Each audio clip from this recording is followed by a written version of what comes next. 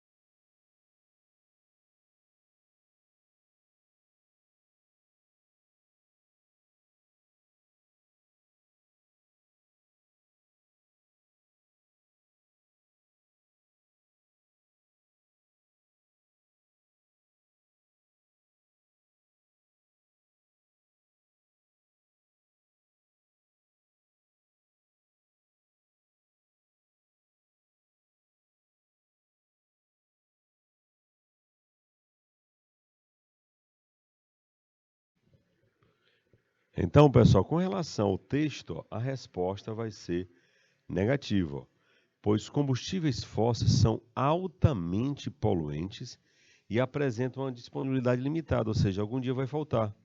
Então não é só vantagem, tem desvantagem. As desvantagens superam as vantagens aí colocadas no texto, tá? Vamos então para a segunda questão, tá? Diz assim, ó, vamos ler com calma que é para você entender, ó. Vamos falar de petróleo, que é um combustível fóssil, ó. Petróleo é, sem dúvida, um dos principais recursos que o ser humano extrai da natureza para fins econômicos, né? Já até falamos que ele é a mola mestra da economia mundial, né? Trata-se de um elemento altamente estratégico no contexto internacional. Quem tem petróleo dá as cartas, pessoal. E alvo de muitas disputas geopolíticas, né? Entre países dependentes desse recurso para utilização ou exportação. Além do uso em combustíveis, o petróleo também serve de matéria-prima para os inúmeros produtos, notadamente o plástico, né? O plástico é um derivado de petróleo. O processo para a utilização do petróleo passa por um procedimento inicial, realizado em refinarias, que consiste no seu aquecimento e no isolamento dos seus elementos, seus componentes, né? Esse processo é chamado de quê, pessoal? Qual o nome do processo, né, que é utilizado, na verdade, para a separação das frações, né? O fracionamento do petróleo. Qual é o procedimento utilizado? Aí foi colocado aí decantação, liquefação fracionada, destilação fracionada e filtração simples. Qual vai ser o processo utilizado? Vamos colocar, portanto, aí 2 minutinhos na tela.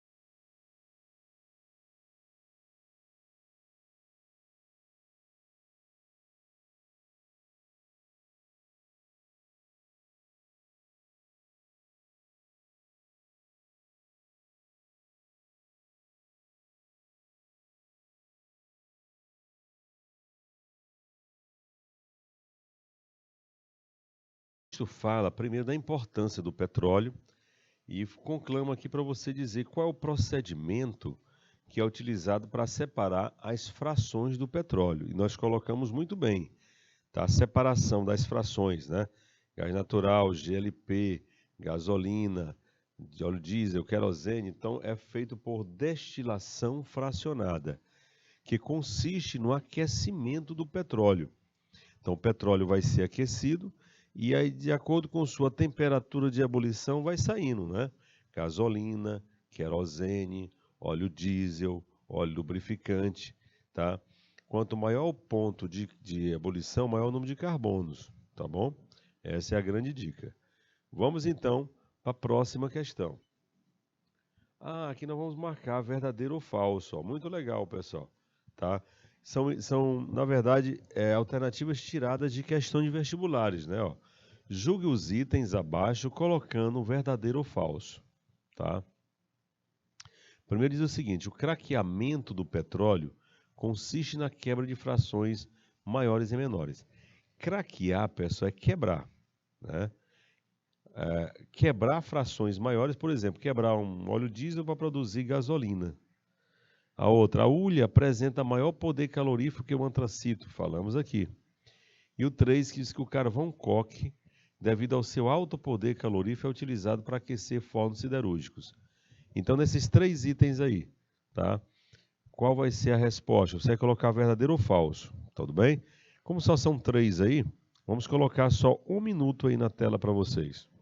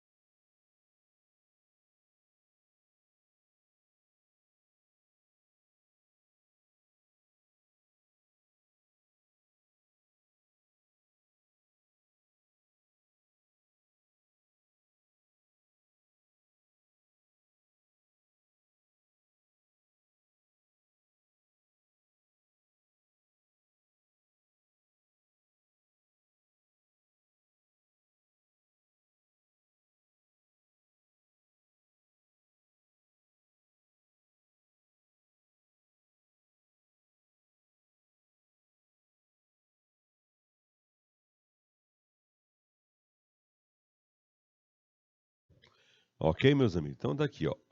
A única que você poderia ter dificuldade seria no primeiro item, ó.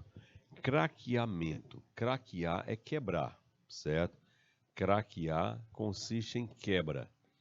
Quebra de frações maiores em menores. Tá? Isso aqui está verdadeiro, pessoal.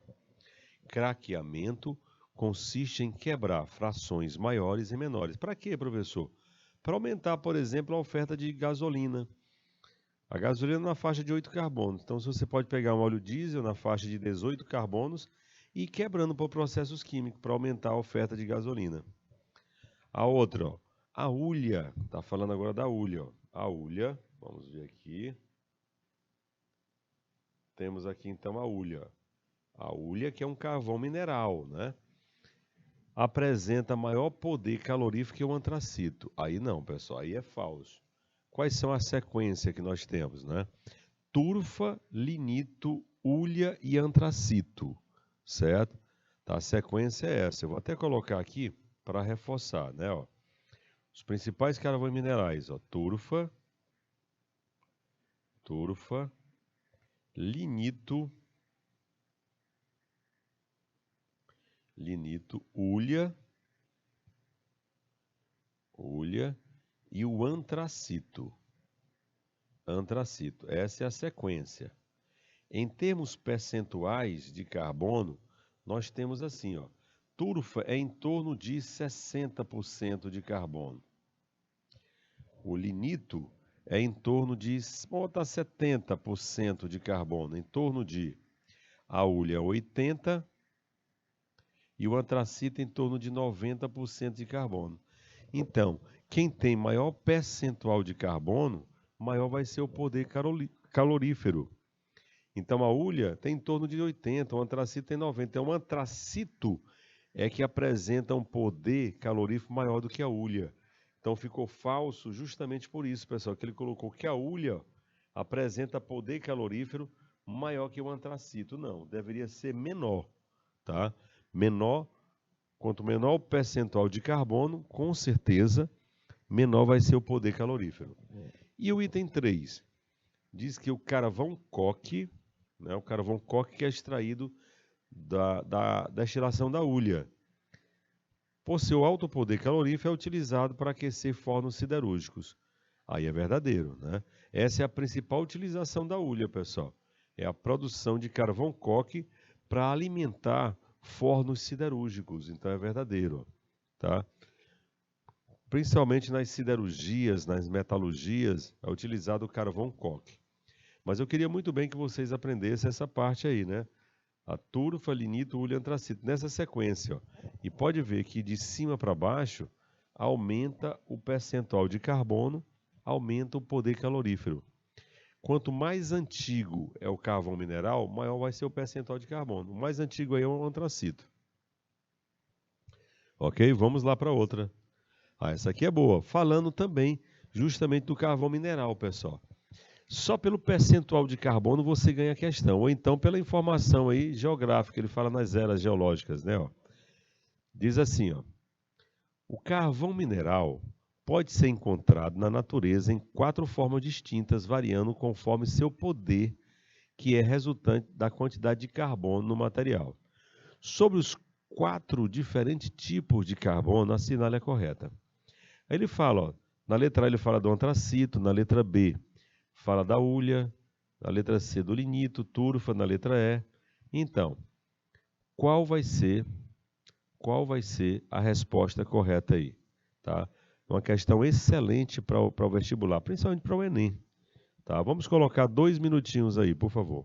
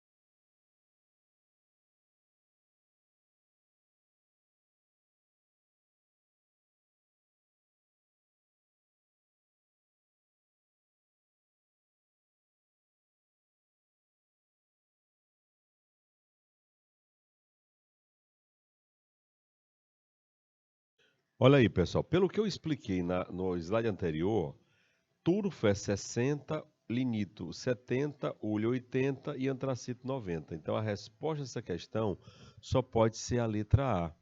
Ó, o antracito formado, não precisa saber que era paleozoico, mas diz ó, que tem 90% a 96%. Ó. Tem um alto poder calorífico. Por que a letra B está errada? Ó? Ele está falando em ulha e está dizendo que a ulha tem de 65 a 70. Não, ulha é 80, pessoal. 80% de carbono. A letra C, ele fala em linito. Está dizendo que o linito tem de 80 a 85. Não. O linito, né, é em torno de 70. 80 a 85 é a ulha. A turfa é em torno de 60. Ele diz que tem 85%. E na letra E, a resposta está errada porque na destilação seca da ulha obtém somente fração líquida e sólida. Não. Sai uma fração gasosa também, pessoal, que é o gás de ulha. Essa palavra somente anula a afirmativa. Certinho? Vamos então para a questão de número 5. Olha aí, vamos lá. Vamos ler a questão com calma, que é para você entender. Ó. Trata-se de gás denominado não convencional, extraído de formações rochosas, pouco permeáveis, encontrado em bacias sedimentares. O gás está impregnado em blocos rochosos. Dessa forma, a sua exploração está condicionada ao fraturamento da rocha, você quebrar a rocha, né? Com injeção de água e substâncias químicas explosivas, para a liberação do gás. Depois dessa etapa, ele é captado por tubulações que o levam para a superfície. É um texto que foi tirado aí, né, de um livro, né, Espaço Geográfico. O trecho acima faz referência a características e procedimento da extração de quê? Qual tipo de gás é extraído aí? Vamos lá? Vamos colocar 2 minutinhos aí também.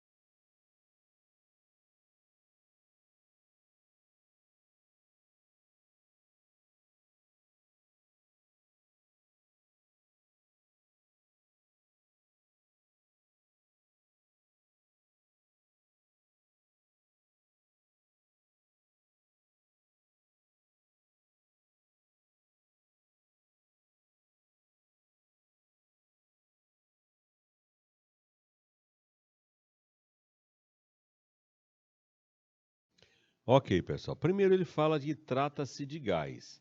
Então você já elimina, já pode eliminar aqui, por exemplo, óleo diesel ó, e óleo lubrificante, tá? Que são líquidos, não tem nada a ver com gás, né?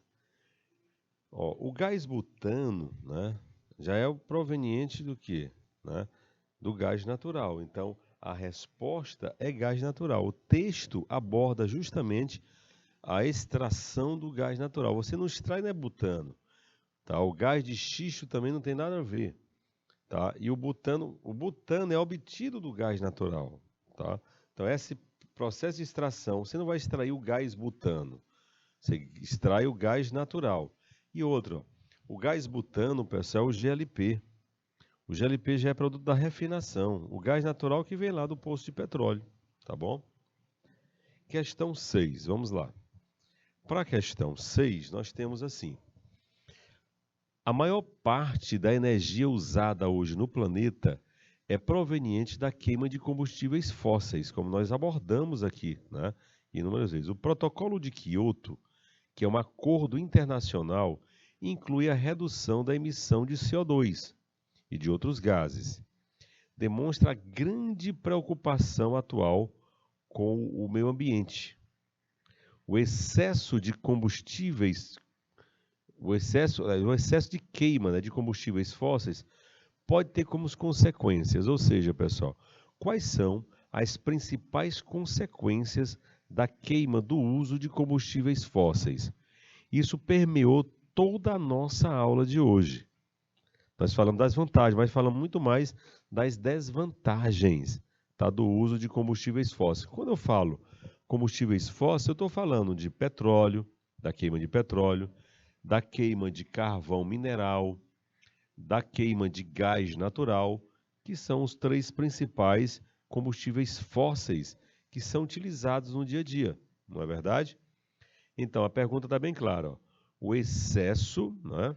O excesso de queima de combustíveis fósseis pode ter como consequências. Quais são as principais consequências? Então, vamos colocar aí para vocês, vamos colocar 2 minutinhos na tela.